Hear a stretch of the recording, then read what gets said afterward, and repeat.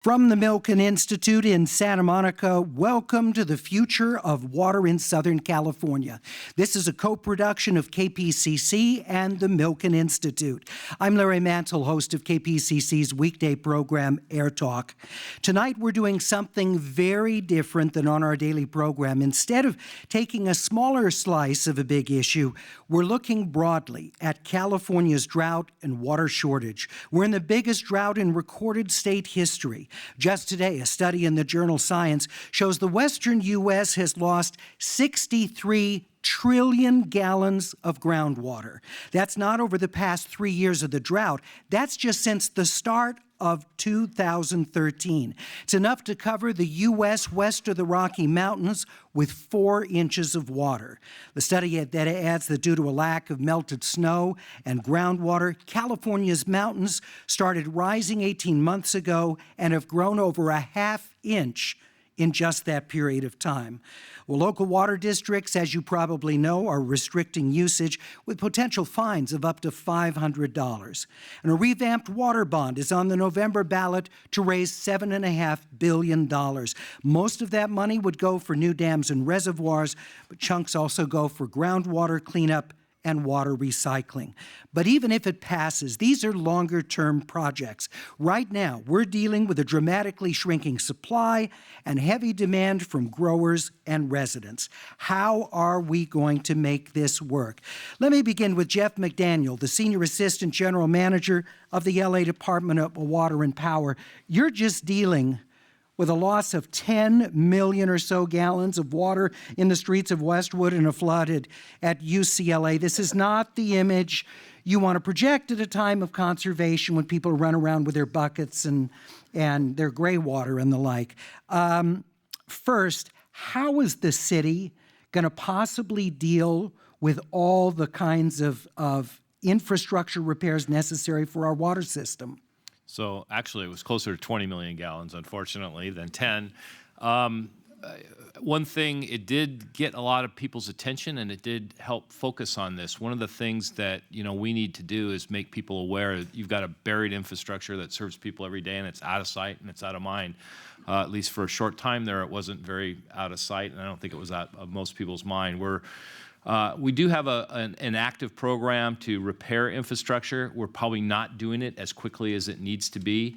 We are increasing the rapidity at which we are replacing infrastructure. Currently, on main lines, for example, which is just one piece of the infrastructure, at the rate we're doing it today, it would take 300 years to replace all the pipes in the city.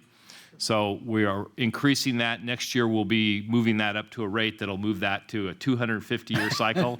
And well, it's progress. You are talking about pipes that probably last between 100 and 150 years, and then by 2020, we'll be up to a rate at 150. Well, and I mean, this is a massive, obvious break. One has to assume for something like that to happen, you've got all kinds of smaller leaks, right, that are all over the place. There are, but we just recently completed a third-party comprehensive audit of our system, what's called a water loss audit and component analysis, where you track all the water that's coming into the system and then everything that's going out through the meters. You have to account for every little bit of difference. What we found is, in terms of actual wet water loss, we were at about 3.5%, and there's about another 1.5% of meter inaccuracies. 3.5% actual water loss is extremely good in this business. Really? The goal is to be that less sounds 10. like millions of gallons of water. It is millions of gallons, but we're dealing with a company that serves billions of gallons of water. And there are utilities on the East Coast that lose a third of the water that they treat to leaks and losses in the system. So a 3.5% is very good. Okay. We're going to track that down, and we're going to do better. So back to funding it, though. If you've got elected officials who are loath to raise water rates because they feel they'll pay the price from voters, how are you going to get this to where you can replace the infrastructure, let's say in 75 years? So, one of the things is we want to get it to a rate that's sustainable going forward. It's not going to be we need to replace all the infrastructure in 75 years. It's one of those painting the Golden Gate Bridge thing. Once you get to the other end, then it's time to start again. But we need to have a sustainable level that we can continue to do. We're putting, rates. We're working with consultants like Sanjay's organization to carefully craft rates that address these issues and that also we think can allow for a fair price of water. But one of the things about water, it is a basic human need. So you have to protect the lower income people. Sure. No, that's understandable. If you were to put this on a 75-year replacement schedule, what percentage would water bills on average have to increase? I wouldn't even be able to Couldn't even speculate ballpark. that. I mean, double. It would probably be more than double Double. if you were going to go to replace the that aggressive of a schedule. But I don't think that aggressive of a schedule is necessary. Okay. What is the City of LA's water supply? How does it stand compared to historic levels? So our water supply is over 80% right now is imported from hundreds of miles away. Our three main imported sources are the LA Aqueduct from the Eastern Sierra, the California Aqueduct from the Bay Delta area via Metropolitan Water District, and the Colorado River also via Metropolitan Water District from the Colorado River. So those sources account for in the current year around 80% of our water supply. In a normal year, we would get about half of our water from Metropolitan Water District, those two sources I mentioned, about a third from the LA Aqueduct, and the balance from local sources, groundwater and recycled water. Due to the fact that our local groundwater supplies are contaminated and our basins cannot produce as much water, we're even more reliant on imported water. So our goal right now is to reduce our purchases in an average year for Metropolitan by half and build up these supplies, clean up our aquifers, recycle more water, capture more storm water, and be able to store water because we will have wet years occasionally, and we need to be able to store the water in the groundwater. Well, we're going to talk about particularly the San Fernando Valley contaminated aquifer and what the water bond might provide for that a little bit later. But let's talk about agriculture, the biggest user of California water. Patrick Kavanaugh, California Ag Today Radio Network, editor of numerous agriculture publications. We understand this is an important industry. It is a signature industry for California. It employs a lot of people, provides wealth to California. But if temperatures continue to climb, if precipitation continues to fall, is agriculture realistically a long-term industry for California? We don't know, really. The farmers in California are desperate right now just to keep their permanent crops alive, and they've idled hundreds of thousands, over 800,000 acres have been idled in Fresno and Kings County because there's just not enough water being delivered. It's a huge myth, you've said it twice, Larry, that that agriculture is the biggest user of water. The fact is this: 2/3 of the water that falls on, the snowmelt and the rain, the pristine snowmelt, occurs in Northern California. Keep that in mind. 2/3 of it fills up Shasta Dam and Oroville Dam. That water is transferred southward into the Delta. 75% of that 2/3 water is used for environmental purposes, for the species, to keep the salt water out, to keep the Delta healthy, keep the ecosystem of the Delta healthy. 6% of that, what's left now, is used by Delta farmers. And what's exported out of the Delta, out of that 2/3 up there, is to farms and cities south of the Delta. Now, that water is used by many farm towns as well as farmers, amounts to anywhere from 16 to 18%. Okay. That's a lot different than the majority of water. I'm not talking about the total water that flows through the Delta. I took my number from UC Davis and the study about water, and it said during drought years, it said that the majority, I think it was 55% of the water that's available, I'm not counting water goes through the Delta because you can't dry it up, is used by agriculture. Well, is that an incorrect total? That's totally incorrect because farmers have 0% water this year.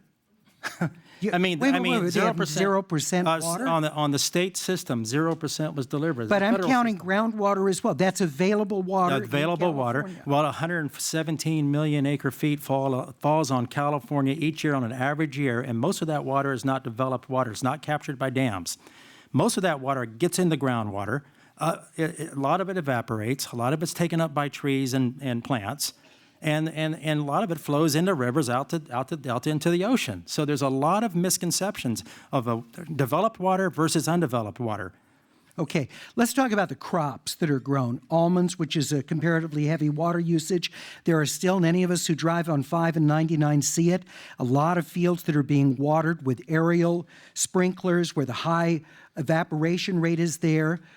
What's keeping farmers from fully converting to drip irrigation and from moving from almond trees to more drought-tolerant, less high-intensity water usage crops? Well, California almond growers and pistachio growers are the most efficient farmers in the world, really. They have converted all of their orchards over to drip irrigation. They're irrigating ounces instead of gallons now over a longer period of time. They take the surface water and they get it into the drip system through pressurized systems. Now they're only using well water. That's all they have to farm their crops with. Instead of 4 acre-feet per acre of almonds, they're pretty much only giving them 1 acre-feet. 2 acre-feet max if they had any water left over from last year out of the San Luis Reservoir that we're able to transfer out. Almond growers are very efficient. They're already starting to think about, well, maybe we need to rethink this. Paradigm is how we think of things, right? And now we're thinking differently.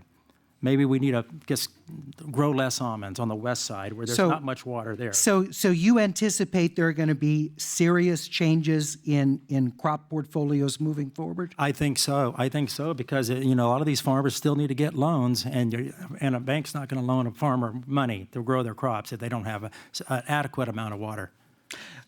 Also with us, Kay Poole from the Natural Resources Defense Council, directs litigation for that organization, a senior attorney. Let's talk about groundwater, because we're seeing serious problems, not just with depletion, but unusable aquifers because of industrial chemicals that have gotten into it. I understand that this has divided environmental groups, the water bond measure. Why is there not more money here specifically for groundwater cleanup and for replenishing aquifers, using that over surface dams where evaporation is greater? Thanks, Larry, and thanks for having me and covering this important topic. So groundwater is a big, big problem in California. We are the only state in the western United States that doesn't have a statewide system of groundwater regulation. And we're suffering the problems associated with that today. Because it's basically, pump whatever you can system, we have vastly overpumped our groundwater aquifers, and we hardly measure it. We don't measure it in any sort of comprehensive way. So it's hard to really get our arms around it, but estimates based on satellite data and a number of other things provide information that indicates we've taken 50 million acre-feet more water out of our groundwater basins in California over the last half century than we've put back in. So we're just losing this resource by leaps and bounds. The Department of Water Resources estimates that groundwater depletion rate occurs at at least 1 to 2 million acre-feet per year. That's probably a significant underestimate. So we're just taking more out of the system than we're putting back in. That's not a sustainable system. And I think going to your question about funding for groundwater, we certainly need a lot of money to clean up our groundwater basins and better manage them. There is money for that in the water bond that NRDC is supporting. But we have a bigger problem with groundwater. We have to put a system in place so that we can monitor how much we're using and so that we can manage our groundwater basins sustainably. Otherwise, it doesn't do a whole lot of good to just throw money at the Understood. But in the water bond, as I understand it, you're far more expert than me, but it looks like more money goes to the construction of dams and to surface storage of water, reservoirs, than to the cleanup of underground storage areas and aquifers. So my question is, wouldn't it be more efficient to lead with that because of the advantages of underground storage rather than leading with the creation of dams and above ground reservoirs? So the way the water bond is set up is that there are various competitive pots of funds for various purposes. One of those pots is specifically for groundwater cleanup. That's about $900 million. And there's another pot that's called the storage pot. That's about $2.7 billion. That pot will be doled out competitively for various projects, groundwater storage projects and surface storage projects, depending on how much public benefit they provide, essentially. And the bond itself recognizes that groundwater cleanup and storage projects provide extraordinary public benefit. So in fact, we think that much of that money, that storage pot, will be devoted to groundwater projects when it comes time to dole it out to. But that's going to require matching from local entities, right? The state's going to put up half. That's right. The locals are going to have to put up half. So the question is, are our local water districts, are they going to be able to raise that kind of money? Do you think they will? I think so. And then there's also some money dedicated for improving drinking water supplies for lower income communities in California. And that has a different kind of match, and that will be dedicated to some groundwater cleanup as well. Okay. A little bit later, I want to talk with you, Jeff McDaniel, about more water reclamation and taking what's done at the Tillman treatment plant, doing more of that, and making it available right into the taps of Southern California's a la Orange County. But let me reintroduce, we're coming your way from the Milken Institute California Center. This is the second of a series of forums with Milken. We are totally devoted tonight to the topic of water, trying to give an overview of all the complexities of California water policy. Yes, it may be impossible to do it, but we're doing our best to give background on the challenges that are faced, who the stakeholders are, and how we deal with the competition between different groups over how best to use the increasingly limited supply. Also with us is Sanjay Gar, who is Senior Manager at Reftelis Financial Consultants, a company that works with utilities. You know all these folks. You deal with people regularly on these issues. One of the things that water companies have tried is tier pricing, the idea that if you go over what's a reasonable amount expected for a family size and property size, that you pay a hefty premium. You jump up to a second tier of higher level pricing. But as I understand, there was a court decision last year that said the problem with this is that state law calls for the charges for water being made to the consumer being reflective of how much it costs to deliver that water. So that kind of a punitive pricing system or behavior-changing pricing system would seem to run afoul of state law. How do you get around that if this is desirable? First, I want to thank you, Larry, for inviting me. The first thing we have to remember is that water is not a when we pay for water, we're not paying a tax, we're paying a fee. We're paying a fee for service. And a tax, with a tax, we have flexibility in what we do. Voters approve it. With a fee, there has to be a rationality or a nexus. And there's legal constraints associated with it. Specifically, there's Prop 218 and Proposition 26, which provides us guidelines associated with how to charge it. And there has to be a nexus or a rationality for our water rates. What's the logic behind it? What's the rationality?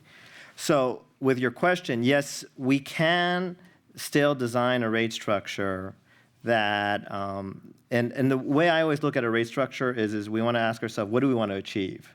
What are our goals and objectives? What is it from the rate structure? Because we want to control behavior. Well, that's one thing, right? Some people may say, I want affordability, right? Affordability is very important for me and my community. We want to make sure water is affordable, specifically for health and safety. Some people say, let's promote conservation. Some people say let's promote efficiency, and those are slightly different. So we want to understand what do we want to achieve with our rate structure, and then design a rate structure that achieves that, and at the same time mimic our pricing structure, the cost of providing that service. There is approaches to do it. It does take more work, unfortunately, or fortunately for some of us, and so the challenge is to do that, and education for the community. Okay, but give us an example. What's a concrete example of how you justified, let's say, a 25% increase per what is it, square foot, or how usually you price it? HCF or CCF, 100 cubic feet. Yeah. So I personally do not recommend percentage increases, because then that is a bit arbitrary. What we do is we actually look at cost of providing that service. So, the first thing is we have to ask ourselves, how do we design the system? We design the system for the hottest day plus fire. So that's the first thing we have to understand. And also we have to understand it's a very high fixed cost business. We don't pay for water, we pay for the service to have water 24/7. So there's all this fixed cost, idle, and there's a lot of idle capacity available, especially in the wintertime. So the question is who's causing us to design the system so that we can meet peak day plus fire? And whoever's causing us that should pay for that. So if I'm an individual who uses water, and let's say my water use is pretty much the same all year round because I basically just do indoor needs, I do very minimal outdoor needs, maybe my proportionality of the rates should be much lower. And so there's a logic and rationality. Another way of looking at it is diverse water supply. LADWP, for instance, basically has, a little bit of groundwater, has the LA aqueduct, and then has imported water. So it could use its tiered pricing to reflect the cost of those different sources of supply. And it could have potentially, and I don't know if LA does this, but it could hypothetically have the last tier reflect the marginal cost, such as expanding the recycling system. So your job is to help them design a plan that's going to hold up in court because you're going to be sued. We could be sued, yes. So, well, you know that.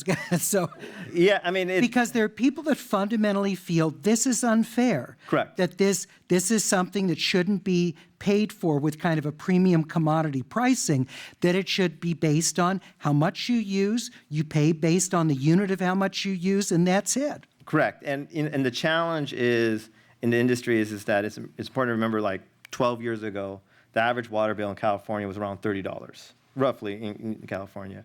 Today, it's roughly around $60. Now, every part of the community is different, but that's more than doubled. It's around 66. So it's more than doubled in the last 10 years.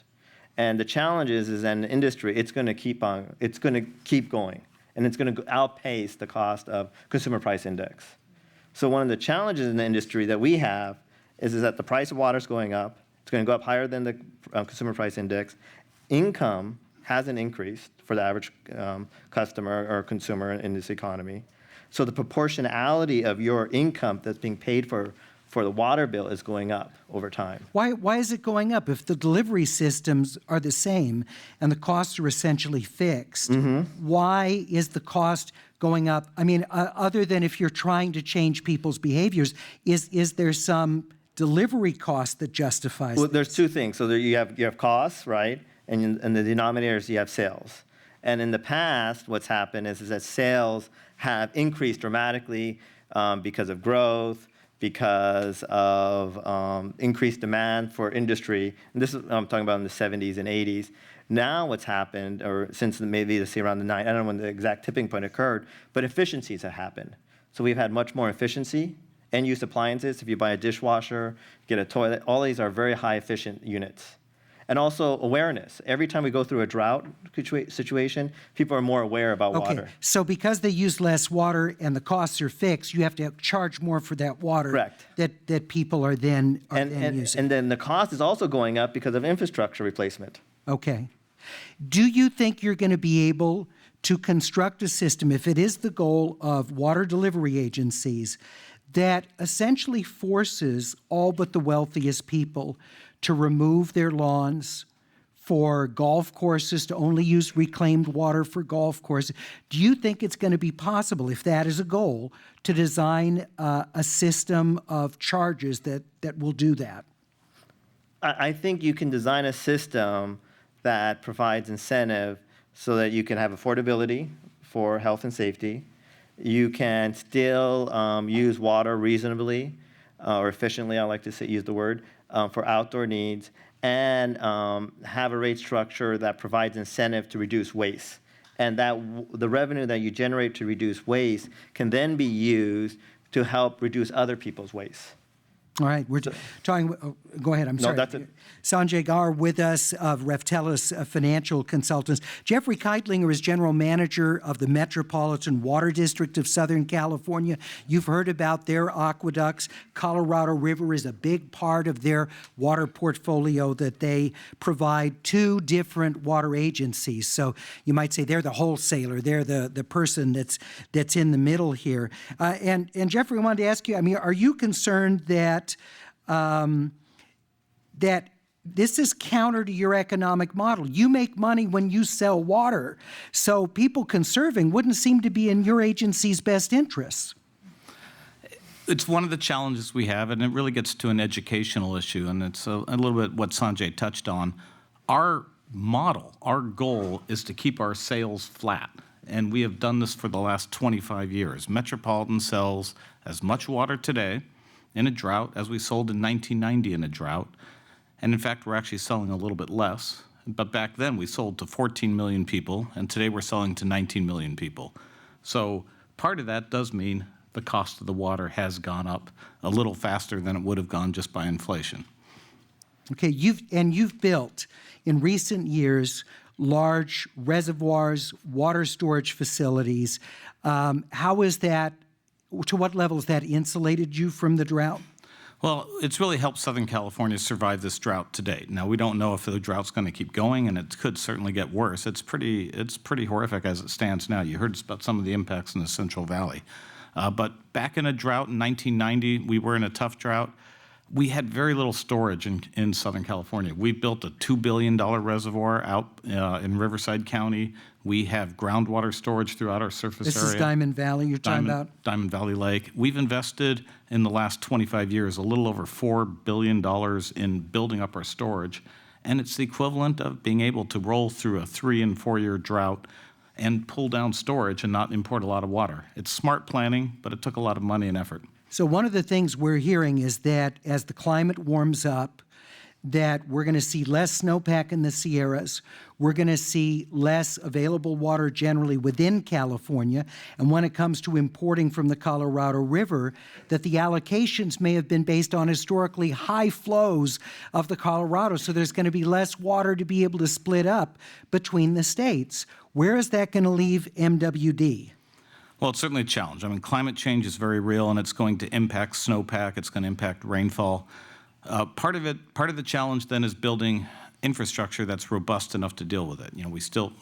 Conservation and lowering demand is important, but we've built oversized infrastructure. It's one of the reasons why surface storage is valuable when you use it in conjunction with groundwater storage. You can't get the water in the ground fast enough. But if you have large pipes and surface storage, you can get it in there and then move it to the groundwater basins in the summer. And that's our plan with Diamond Valley Lake. It's what we're doing. We're pulling it down now, moving water into the groundwater basins. So you're going to have to be able to capture water in a more volatile, flashier world of climate change where you're going to get more rain, less snow, less predictability. How much has Diamond Valley been drawn down during the drought? We're down to 50%. We're about 55% full. And 2-3 years ago, we were 100% full. So it's really helped us these last 3 years. So, I mean, that sounds like if the drought continues, you're looking at a couple more years and then trouble. Exactly. We're looking at, you will see the Metropolitan Board of Directors take up very seriously this coming spring what we call mandatory allocation, which is really a form of rationing for all of Southern California.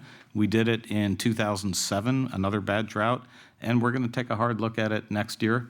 But because we've had the storage, we haven't had to do it these last couple of years. So what does that mean? Yeah, it means you ration to all of your customers. Yeah, we ration across Southern California, starting in Ventura, all the way down to San Diego. We serve 19 million people, which is half the state. So we'll be rationing across there. And then it'll be up to agencies like Jim's here at the DWP that figures out how precisely do they enforce that at the retail local level. So, Jim, how if that is cut, how do Los Angeles customers get affected by that? Well, we do have an emergency water conservation ordinance on the books. One of the things in Los Angeles, though, that we've been doing here in the last 5 years is trying to recognize the fact that things have changed. Our the fundamental basis of our water rate ordinance was done in the early 90s, and things have changed since then. And we actually have what they call a water budget base. We had one of the first water budget-based rate structures around based on family size, lot size, temperature zone. But it was based also on certain assumptions of planting and these other things, how much greenery you have.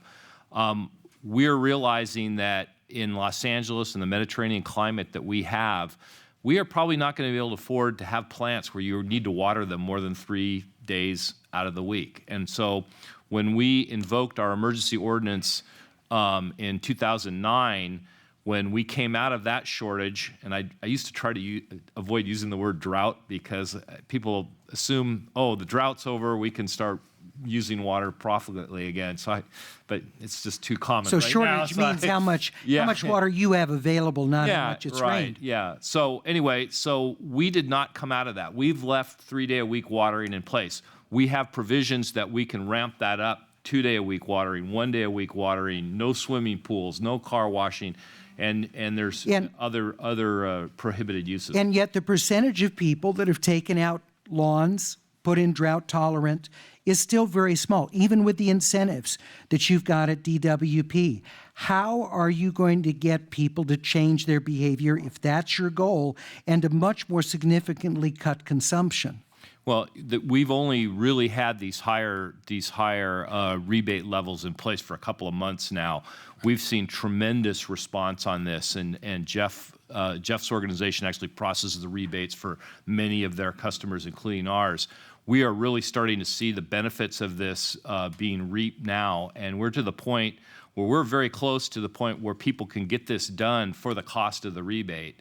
And that's a game changer when it comes to people thinking about how they want to landscape their homes. So, Jeff, have you seen a huge increase in the rebates being paid out? Yeah, what Metropolitan tried a couple years ago was giving people $1 square foot to replace their turf, and we found it didn't really move the market much. And with this drought, and we shifted to $2 a square foot, and certain agencies like DWP, Callegas, up in northern... Isn't Long Beach the highest now? Long Beach is offering another $1. So a lot of these folks are matching our $2 with another $1, and it hit a tipping point about a month ago. We went from processing about 200 reservations a day to now about 700. And we're seeing the money move quickly, which is what we want. We normally budgeted $20 million. We said this year let's budget 40, and we're going to move well past the 40. And so I think we've hit in sort of a little tipping point this last couple of months, and that's good to see. Let me reintroduce, for those of you watching the stream, we're coming your way from the Milken Institute's California Center in Santa Monica. We're talking about water and all the challenges that we as Southern Californians face with our ever-limited water supply, how to get people to change their behavior, and some of the challenges that we're dealing with in making sure that we have enough water. I want to go back to Kate Poole of NRDC. If you could wave a magic wand and make people's habits change and water consumption drop, what would be the biggest factors in making that happen? What are the policies you would put into place? Well, I think you've heard some of them that these gentlemen's agencies have already put into place. Price incentives is a big one. Creating a lot of education, which is the upside of the drought that we're experiencing. I think people are much more aware of the fact that we can't just rely on clean, fresh water coming out of our taps here in California. We have to work at that. We have to better manage our system. So I think people are recognizing that much more. We have a system in place in California where of our developed water supply, which is the water that we take out of the environment for human use, 80% of it goes to ag, about 20% goes to urban use, and about half of that is for landscape use. So there's a lot of potential there for us to reduce how much water we're using for non-essential uses and to improve water use efficiency in the ag sector in particular, where we do still have a lot of flood irrigation, we still have a lot of furrow irrigation. It's not all in drip, And putting those savings in place will save us a lot. So would you mandate that for agriculture, that they have to change their irrigation practices? Would you mandate that certain limits on irrigation would be implemented, forcing out certain crops that are higher water dependent? Well, I'm not sure we can mandate it, but what we can do is make our system much more rational.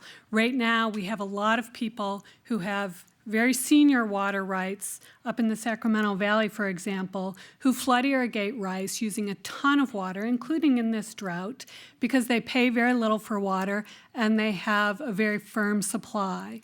Whereas down here in Southern California, we have urban water that's orders of magnitude more expensive than that water, and also agricultural users who are farther at the end of the line, more junior water rights holders, who have the incentive to put into place some of these water-saving measures. So that's the kind of structure we need to create. You came out with a study, NRDC, I think it was with UC Santa Barbara, and yes, and the Pacific Institute. And Pacific Institute. And there were a number of recommendations. And as I recall, and I failed to write down the figure, but it was a huge amount of water that you believe can be saved or can be banked during rainy years. Do you think that could go most of the way to solving the problem? So what we looked at in that study was using just 3 tools: improved water use efficiency, which is basically a way of saying using less water to do the same tasks, reusing our water more so that each drop is used multiple times, and capturing the rainwater that falls from the sky. And instead of what we do right now, which is basically shunt it off our streets and out into the ocean as fast as we can, actually using that water to replenish our groundwater systems, capturing it in rain barrels and cisterns. If we use those 3 tools in the urban and agricultural sectors, we see the potential for water savings on the order of 11 to 14 million acre feet a year. Isn't Australia a leader in the cistern capture of water approach? A lot of houses have set that up. Australia is way ahead of us in most of areas of water use. Their per capita use is about half of what it is in many of our most efficient cities. And they faced what was called the Millennium Drought. They had a 14-year drought that was very severe, and they put a lot of practices in place that we can learn from and that we should learn from. All right, let's get some questions from members of our audience coming in from Twitter, via email, and texted to us. This is for Sanjay Gar. About the economic side of this. Do you have any formal behavior techniques that would entice tenants to become more water conservation oriented? If so, where could one get any documentation on this? I'm assuming this is a landlord who's speaking. Yeah. Well, I mean, this is the typical problem with the comma of dilemmas, in the sense that you have, and I assume this landlord has, or this individual has, one large meter that serves a lot of units, and they don't know what those individuals do. And that's a challenge, and that's a problem. And unfortunately, I don't have a silver bullet I can give you. But legislation has changed that so that any new multifamily units that come on, that gets developed, does have an individual metered. So that problem's been resolved for new development. Current development, it gets more challenging. The things you could do is that you could be active in the rebate programs, change your end-use appliances, et cetera, but it still doesn't resolve the issue of a tenant who, and actually, it's sort of funny, I was once managed a property a long time ago in another life, and there was one tenant who was just pissed off with the landlord, and he would leave the water on all night long. Wow. Yeah, I mean, this was a long time ago, but I mean, so you can't stop that. I mean, unless you put like a coin system or something crazy like that, right? I mean, I'm just saying, Hey, the coin laundries, when I lived nearby, Yeah. the coin laundry is bad enough. Yeah, you get tokens Yeah, right here. right, yeah. Here's your 20 tokens Yeah. for the month. Yeah, I was. You give some like a little rent rebate, but you'd have no way of measuring it Correct. with a mass meter. Patrick, did you want to wait? I saw you leaning forward. Oh, Do yeah, you well, wanna weigh in on I'd that? like to jump in a lot of times. Yeah, go for it. Yeah, pick one thing though. Yeah, go ahead. Kate was saying that Australia is way ahead of us, and that's good. It's good to learn from other countries. We can also learn from Egypt. Okay, country of 80 million people, twice the size of California, obviously, and the Nile is unsustainable for drinking water in Egypt. So what do they drink? Desalinized water. And that's what we should be moving into. It's very controversial, desalinization plants. We got the biggest cities in in California on the coast. We got the big Pacific Ocean right next to them. Ramp them up. We've got some things started. Some of them have started and shut down. Hey, they say it's too much money, too much Well, there are several issues, aren't there? I mean, Yeah, let's address them. the energy to run the plants. Yeah, but look, charge a little more for the power. Charge a Okay. little, address it with water bills. Well- in Egypt, their water bills are about 10% more, $10 more per month on desal. Kate of NRDC, isn't there also an issue about the water that comes into and out of those plants, an effect on wildlife in some locations? There is, with coastal seawater desalinization plants, there's a concern about they suck in a lot of sea life and destroy it in the process. But there's different types of desalinization, and there's a lot of desalinization that goes on with groundwater around California, which is too salty. And that's pretty common and not nearly as controversial.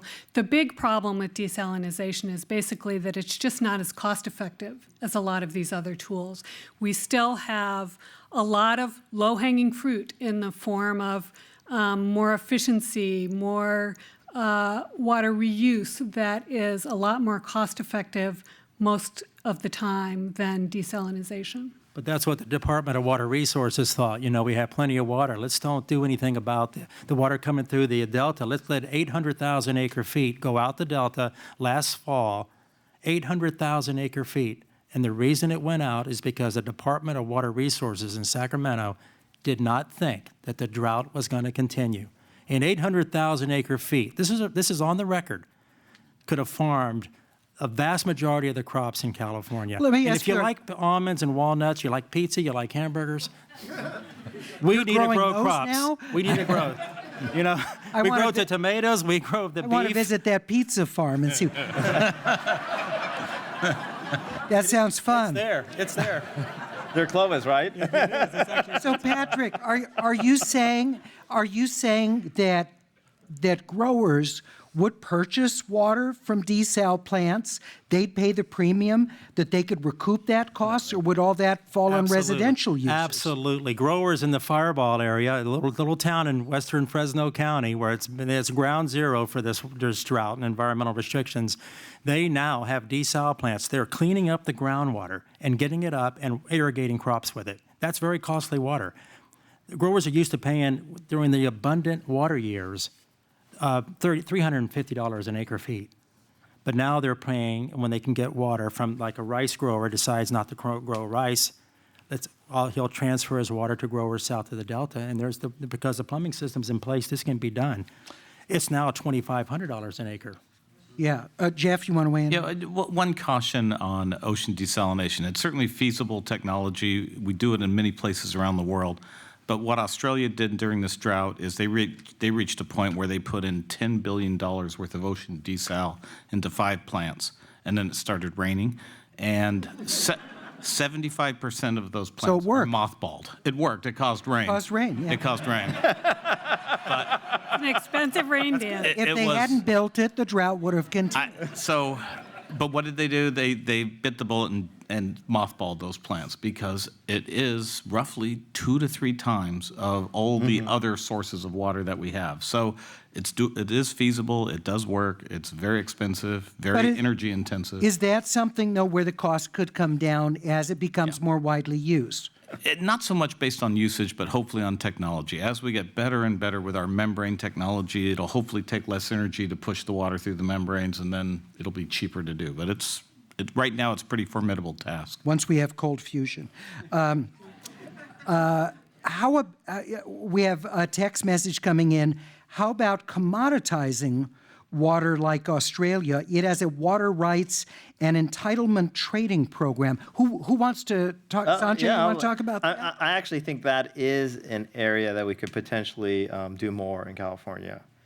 It's not as developed, but there's a lot of potential. Can you explain a little bit? Because I don't fully understand what that means. The idea is that, for instance, some people in Sacramento have senior rights, as Kate was talking about, on cheap. That individual may want to sell that right to someone, for instance, as Metropolitan, and they could buy that water and then use that for urban. So there could be actually a trading system. The challenge with water is it's right now in California we're unique, and in a lot of places it's interconnected, and so we can actually sell water among each other. And then what it also does is it creates an incentive, because now all of a sudden I have an incentive to conserve, because if I conserve that water, actually I can sell and make more money. So then you look at, well, what's the cost of So it's like a cap and trade Exactly. for greenhouse gas emissions, where you make money off of your ability to install new technology, cut your emissions. Correct. Here you're paid for conserving. Or someone may even pay you to conserve, and then I get that water right, and then I can sell it to someone else. Okay, Jim McDaniel, you like that idea? It's an intriguing idea. I think one of the things that made it work for Australia, they have a very strong central government, and they basically had to take all their existing water rights, tear them up, and reallocate. They allocated water for the environment first, and then they reallocated the water for everybody else. We spent 25 years adjudicating the water rights just in the San Fernando Valley. I don't think I'm going to live long enough to get through the lawsuits associated with that. So they don't have courts there in Australia? People didn't sue over those fields being torn up? But I think also that we need that, unfortunately, as human beings, we need stress, right? We need that crisis. And so if a crisis doesn't occur, like the one that happened in Australia, and we have something similar, then I think we will go down that route. But we haven't had that crisis, and hopefully we don't. But if we do, I think we will. That's I Sanjay. think those desal plants that are mothballed right now, they have another 15-year drought. You can betcha those plants are going to be cranked up and they're going to provide water for the citizens of Australia. That's Patrick Kavanaugh, from whom you just heard. He's with California Ag Today Radio Network, editor of numerous agriculture publications. He's our voice of the agriculture community here in California, a huge part of the economy and a big water user, of course. Jim McDaniel with us, Senior Assistant General Manager of the City of Los Angeles' Department of Water and Power. Kate Poole, who directs litigation on water issues for the Natural Resources Defense Council. Sanjay Gar, who works with utility companies on how to deal with the economics, the markets surrounding water, and Jeff Keitlinger, General Manager of the Metropolitan Water District of Southern California, which supplies water to virtually every agency here in Southern California. We come your way from the Milken Institute's California Center in Santa Monica, a co-production between KPCC and the Milken Institute, looking at water policy and usage. Claudia asked about, what about separate meters for apartment units? What would be the feasibility of retrofitting the older buildings? I think Sanjay said newer buildings, it's required. What would it take, whoever wants to jump in, to demand a retrofitting for individual units? So we've had a lot of discussions with our landlord customers here in the city of Los Angeles, because this is a big deal for them. With an older housing stock, many times you've got a common hot water system, so you don't have individual water going to each unit. It would require, in many cases, and really it's dependent upon the individual building, but in a lot of this older housing stock, it would basically require the whole building to be replumbed in order to install something like that. And it's very cost prohibitive in a lot of those type situations.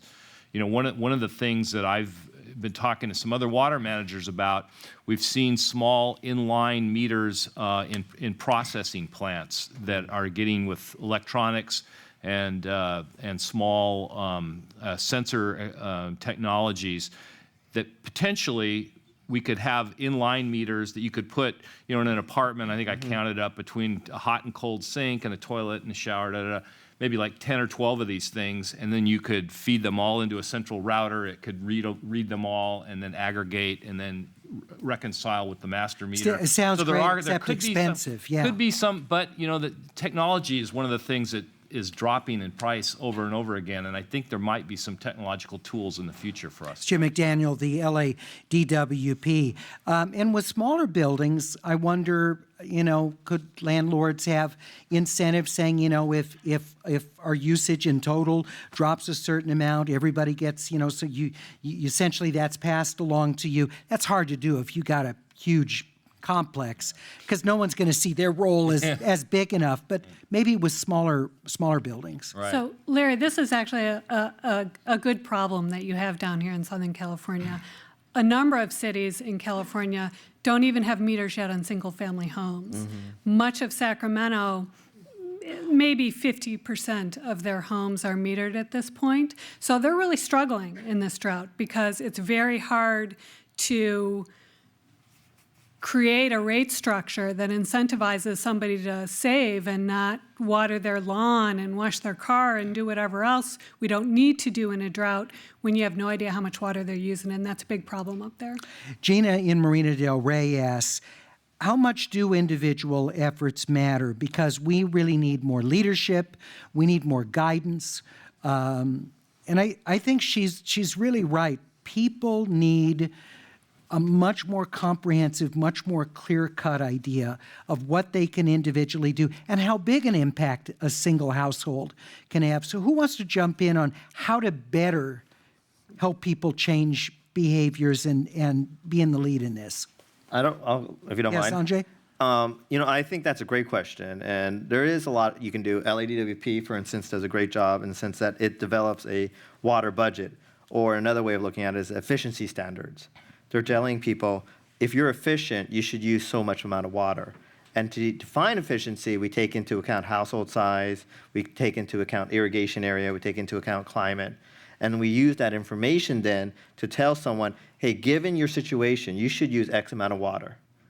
And now someone has information. Now they can judge, well, am I being efficient or not, given how much water I use? Because every service area, depending on household size, especially climate where we do use quite a bit of water for outdoor needs, someone can then judge whether I'm being efficient or not. Then on top of that, we can provide a price incentive for those individuals, again, within the rationality of the legal context, so that people who are efficient with their water will see a decrease in their bills, and those who are considered wasteful will see an increase in their bill. Well, I was thinking about techniques, though. I mean, Kate, I remember if you mentioned cisterns and, collecting rainwater and things like that. People can look up, they can research all this stuff, but is there a bigger role for government or for water agencies in really helping people walk through this process and figure out how to do that? And, I'll jump in there. I do think so, and we are trying to help our customers. We're looking at programs, various kinds of incentive programs. We've been talking about turf rebates, but, one of the big things that it's allowed us to be using actually less water now than we were 40 years ago, despite adding 1 million people to the city, is interior or inside the home efficient appliances and fixtures. And we did that through incentivizing, educating, creating partnerships with community-based organizations that can go out and help the homeowners get through all these things. And one of the things that we do need to communicate is that even though an individual changing out one toilet, it may not seem like a lot, but when you're living in a city of 4 million people, it adds up and it really does make a difference. And so it sounds a little trite, but every little bit adds up to the overall solution. There's also some really cool software out there now, Larry, that's being used up in some Northern California water districts that tells you on your water bill, or you can go online and check anytime, how much water your neighbor is using compared to you, so that, you're getting a little competition with your neighbor, and it targets how much water where you might have potential for water savings. So, for example, it will let you know if it looks like you have water use that indicates you have a running toilet or a leaky toilet, and then you can go check that and fix it. And kind of tips like that are very directed to your personal use, which is really effective. My local utility does that with electricity, and so it can show how our household is doing versus what the average in our neighborhood is, and where we stack up there. Right. And it can be very eye-opening. I've had some bad months, so. So no, I mean it really got my attention, and so changed our usage behavior as a result. If we could do that with water, I think that would get people's attention. All right. This is from Todd, who emailed a question. He's in Hermosa Beach. Is there a new type of pricing structure that would penalize excessive use, but that wouldn't burden lower-income households? Yeah, I think there is. I mean, you can achieve that if you want to. I mean, there is a rate structures out there. Again, we can't, the key thing with rates is that we can't be arbitrary and capricious. I mean, that's the legal constraints associated with it. So there has to be a rationality or a nexus behind it. And we can achieve that. Again, we have to look at what our cost structures are. And one of the innovative ways of doing it is looking at your marginal costs. What's the next source of supply that I have? And put that in the higher tiers. And then the revenues generated in that higher tiers are in a separate bucket, doesn't pay for operating costs, but it's actually set aside in a special bucket to be used to eventually fund that asset or that project. And one example is El Toro Water District in Orange County, where their last tier is the cost of recycling, the marginal cost of expanding the recycling system. They implemented this restructure 5 years ago, and now they're developing this recycling system, and they're expanding it. And they're using the funds in the higher tiers to fund that. And the challenge is, because you also want lower-income families to change their behavior, just like people in other economic groups do, but without being punitive. So, Correct. so that's a challenge as well. Daniel in Beverly Hills asks, if Southern California ends up running out of water in the new term, is it time to mandate that everybody rip out their lawns?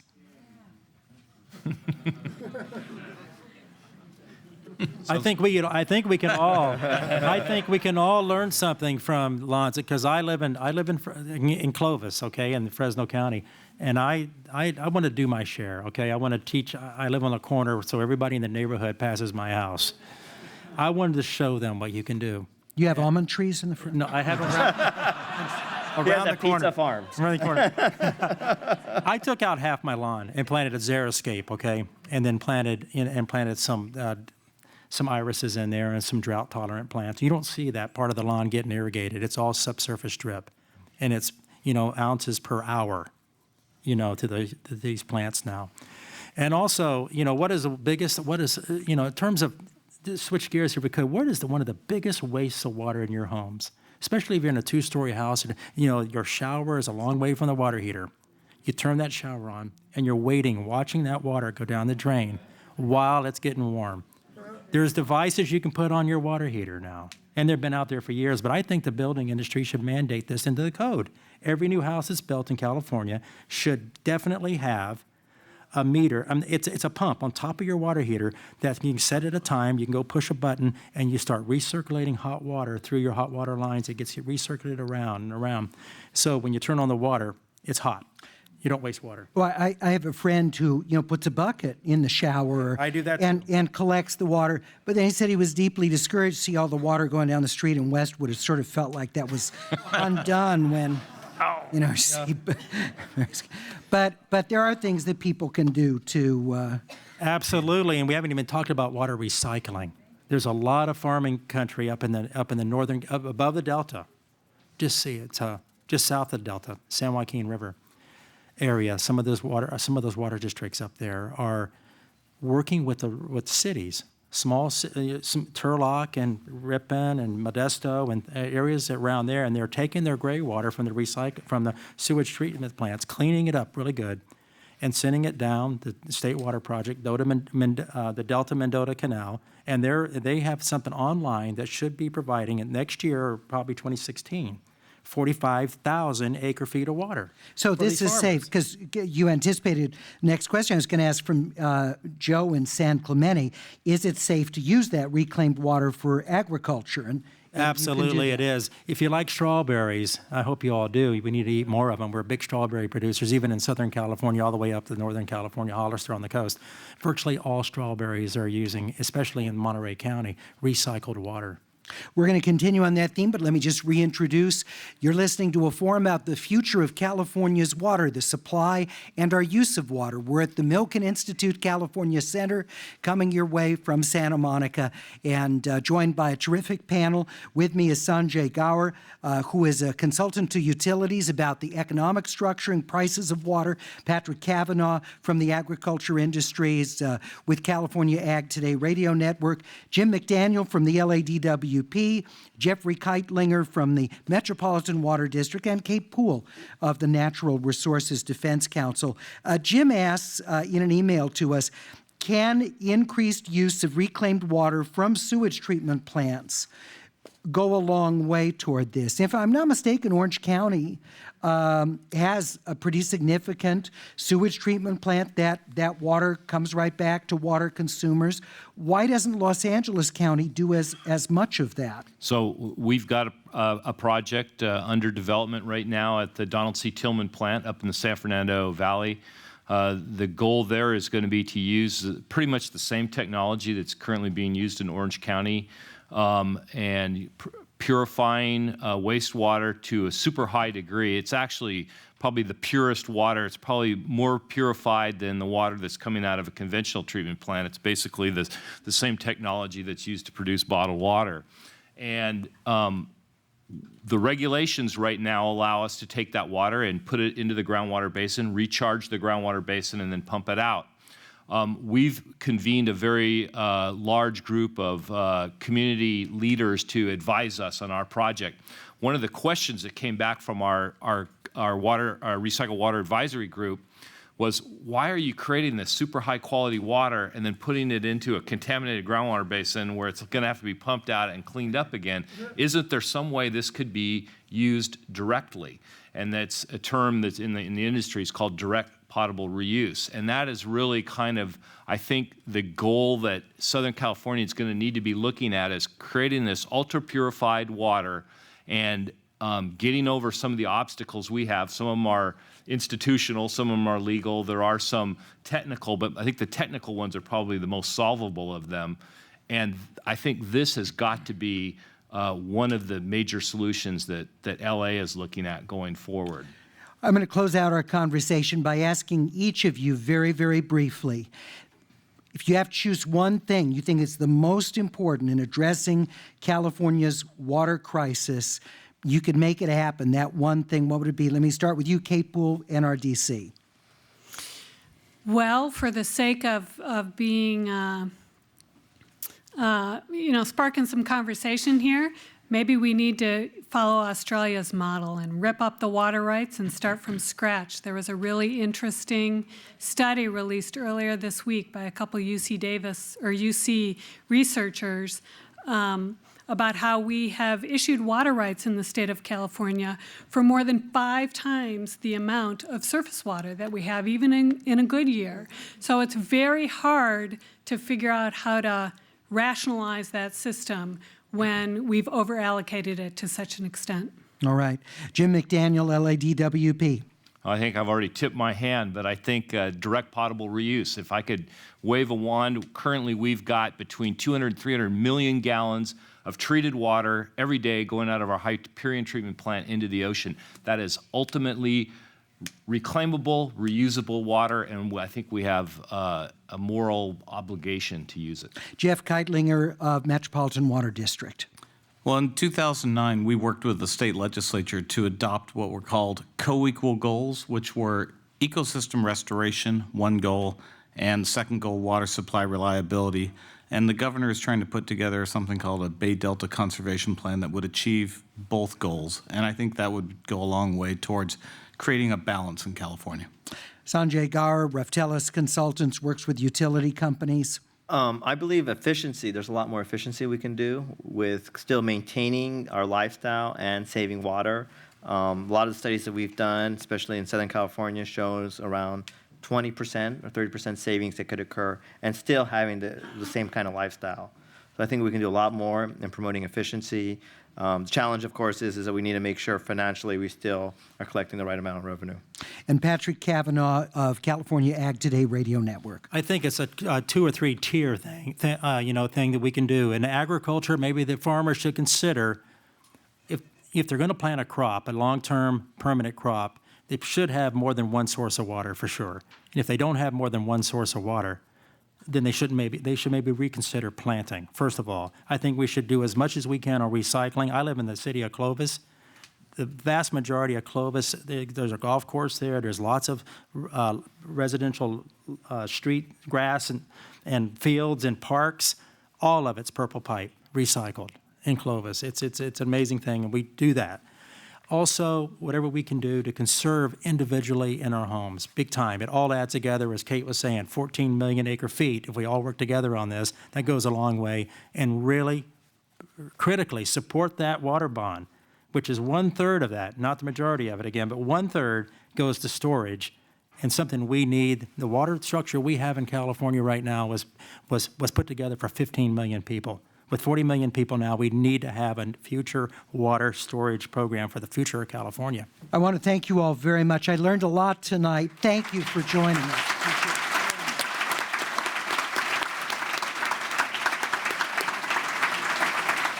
Thank you all for coming out this evening. Really appreciate it and your attention to this issue. A lot for us to think and take from the room. Thank you so much for coming out tonight. And those of you watching the stream, thank you for joining us. Have a great evening.